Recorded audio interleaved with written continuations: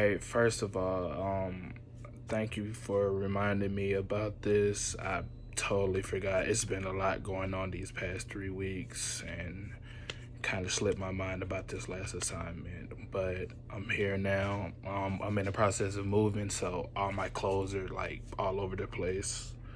But I'll take those points off. But let's get into it. So today I wanted to talk about something that's very dear and near to me, in the heart, and what I've gone through personally in my past 3 to 4 years away from Hiram.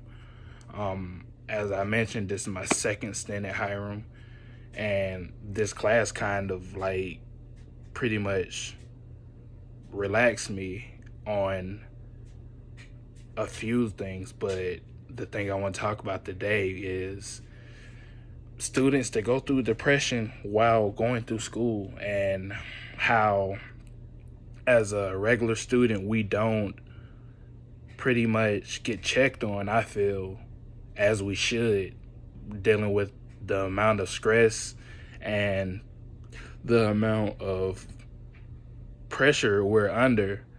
And I feel like our educators that are paid to do their job, I feel like they do what they can, but it's just not enough resources for them, that they're not trained enough, that I feel, despite a lot, as pointed back to, I think it was like week 5 or week 6, mental health and child development and spotting signs of mental issues and all that. That really hit home, and that's when I first opened up about my depression and what I was going through after I left Hiram. Basically, the past 3.5 years, I've been struggling with severe case of depression and anxiety due to what I feel was a lack of not support, but I will say a lack of, it's kind of emotional for me to like sit here and explain this now, but a lack of self-worth. I didn't really know if I was worth the pain and trouble I got into while I was away. So I always thought like maybe if I was gone, or maybe if I was dead, my mom would be better. But if that's the case, it wasn't the case, and I had to go get help, but I didn't know where to get help from. That's why I'm here saying I'm an advocate for educators, because educators to be able to get the funding and the resources to spot out and to be able to be an outlet for kids that are stressed and depressed and on the verge of doing something that can mess them up fatally or emotionally scarred for the rest of their life. Like, for instance, did you know that out of every 5 students in the United States of America, 3 have battled with depression or stress or pressure that they've been under since high school?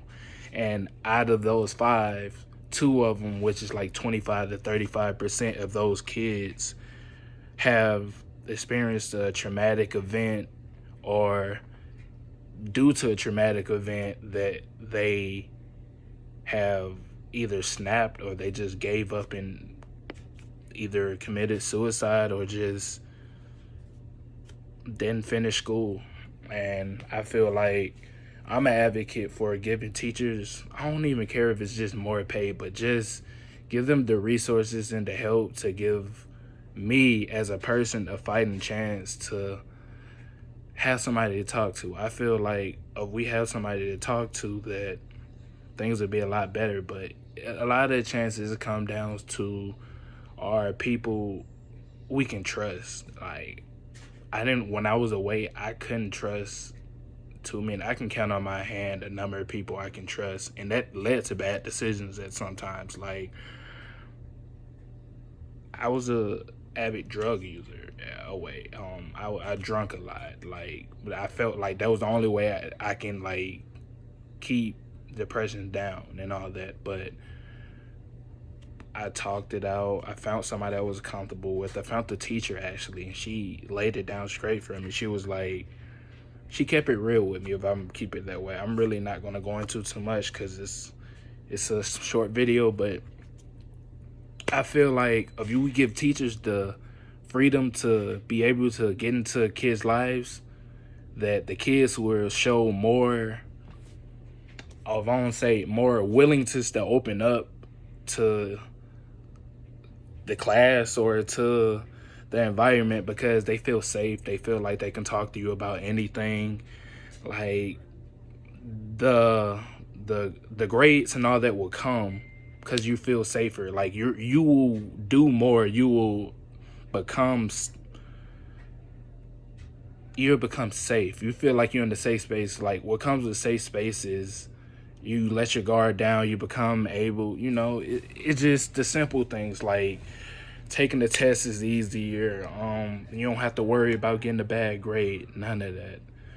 But I feel like one way this can be a problem is we're taking a job away from a group of people, which are our counselors.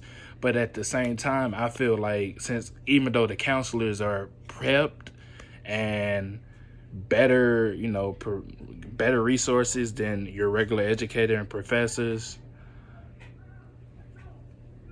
that I think that they are like a wild card. If I would say you hit or miss some with those.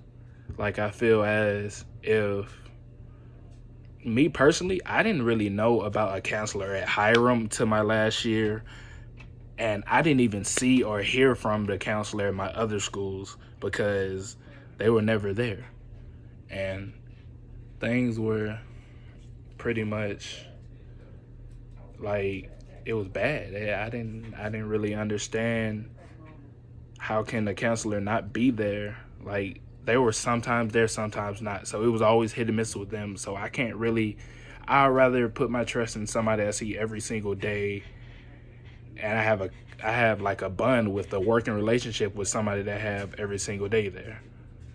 So I feel like it's not even a big deal that resources are getting taken from counselors and given to teachers because they're in our everyday lives. That's how I feel about that. And with that being said, I also feel like everything happens for a reason, and literally this is given to me as an outlet, and I enjoyed class this semester and year, and it's just been a journey, and I thank you for giving me the opportunity to